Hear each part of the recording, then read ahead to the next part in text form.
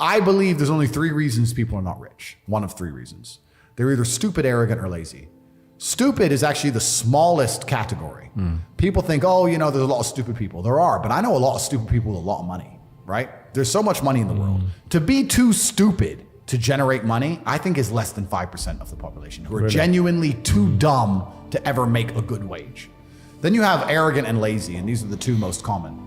Lazy because people just, oh, you know, but I need time to myself. Oh, you know, but it's the evening. Or, you know, it's hyper competitive. There are people who do not need times to themselves. There are people, there's an Indian in Islam, or there's a guy in Islamabad who'll do your job online for $3 an hour and he doesn't sleep. You're gonna lose, right? So if you're gonna be lazy in any regard, you have to understand there are people like me who are billionaires who work 18 hours a day. When I finish this, I get into my car and I open my laptop and I work on my way to my next appointment. And then I'm gonna work all night until the day I go. When I go to sleep, I close my laptop and I'm gonna sleep a minute later. I work, that's all I do. So when you're on your yacht, do you class that as work? Because I think a lot of people think work has to be in an office, sitting down on a computer. Well, for me it is, because we have a film crew and we're filming and it's all being documented, and I'm doing my normal job at the same time. And then this is work as well. Absolutely. So this is just my job. So lazy is a big problem because people go, oh, but I just want to relax. If you just want to relax, that's fine. But you're competing against people who just don't want to relax, and you're going to lose.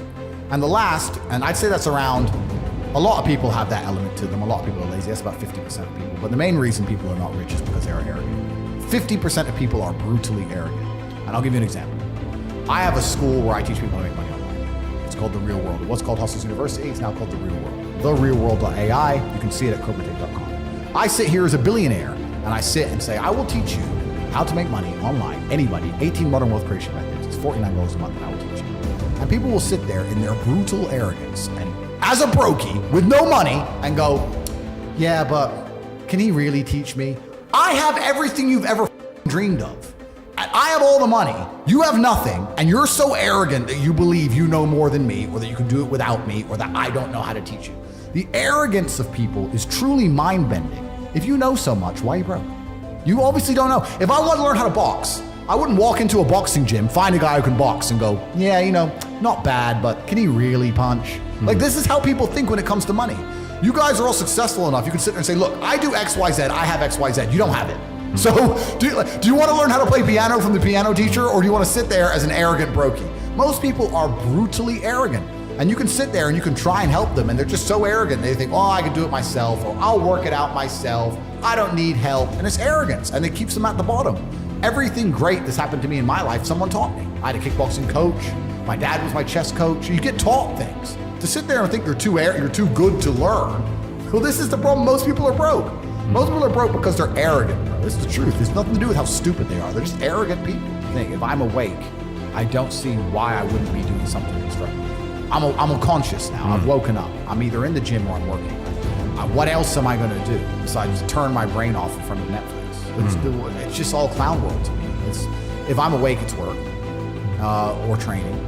And that's how I've always lived, and that's just how I'm going to live as long as I can. If I get to a point where I feel need to slow down, then So you talked about dreams and plans and how they're different. How does someone, I feel like there's a mental barrier in between actually taking action and finding the mentors and stuff. How do you break that barrier? Is that through watching like your content online?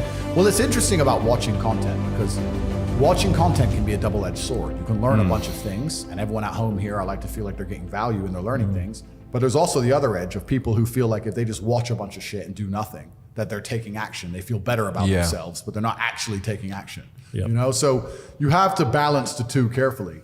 Ultimately, it's going to be action that shapes your world. Ultimately, you're going to have to do something.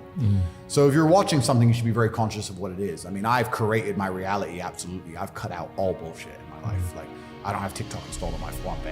So I don't have anything. I don't have anything installed on my phone. I don't absorb any bullshit, random entertainment. I don't watch any podcasts of anyone else. Like, nothing. I don't need to. But I get a daily report at the end of each day and spend 4 minutes analyzing. I get what I needed in 4 minutes to read the piece of paper. Boom, done. So I've tried to be very, very efficient with it. But yeah, you have to be careful if you just watch too much content. Like you guys have a website, right? And you teach things. I have a website, I teach things, whatever. If you watch this podcast and you've genuinely learned things from it, then you should be on one of the 2 websites by the time the conversation ends. If you're gonna watch the podcast and go, yeah, they're all pretty smart. Anyway, then you've wasted your time. I get it in the comments where people have got what you've said, they've got it, and they reply to you, I've got it. My reply is, well, action it. Yep. Because nothing's going to happen. It's no good you just getting it. Yep. You've got to action it. You've got to look long term at it and keep going. Completely. It's action that shapes the world. So it's, if you're going to watch something, it needs to either tell you what to do or inspire you to take action. If you're not going to take action, you're going to fail. That's the reality. Do you read books? Because Kai has, I always read books. I love books, but Kai doesn't like reading at all. I think I would say that YouTube changed my life. So I got roasted on Twitter for this. So they attempted to roast me, but they can't. It's my thing. But I said that I don't read books, and I'm very anti-reading, and it upset a whole bunch of people. My problem with reading is not that there's not good information in there. It's too slow. It feels slow. I'm with him. It feels slow. I just feel like I don't have read the a bit hours. faster. Yeah, perhaps. I don't have the hours. I'm now at the point where I will hand the book to my PA and say, give me a 2-minute smile. Like, for me, that's just where I am. But also, life teaches you a lot, and I think a lot of people are not very self-reflective of their own lives. I don't think you can read a book and that's great, but I think if you're living an interesting life, if you were to take half an hour a day to actually sit and go, okay, what good has happened to me today and what bad has happened to me today?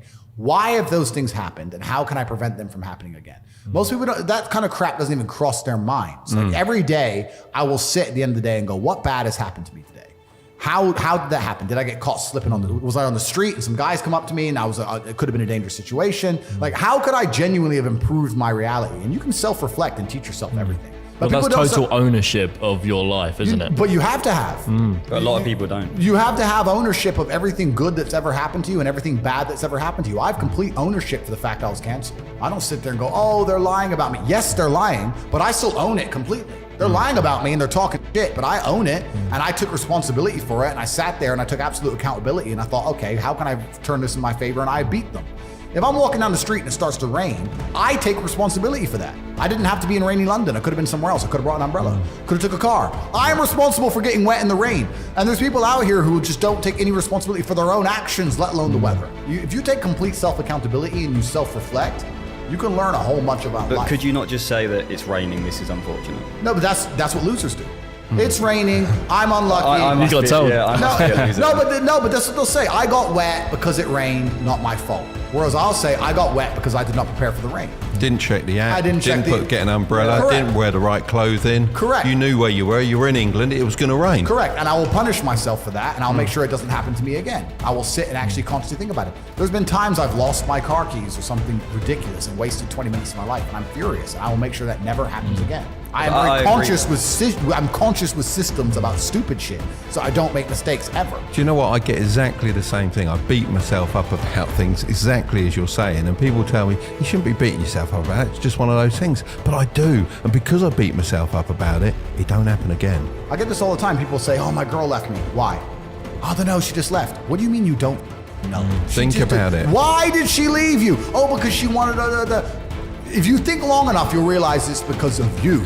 You were not important enough to make her not want to leave. You can sit and say what she did and what she wanted, blah, blah. It's because you couldn't keep her. Because I could have kept her, so you couldn't. So it's your fault, and you're not self-reflecting. And then you're going to go into your next relationship, and because you didn't self-reflect and you haven't grown, you haven't done anything, guess what's going to happen?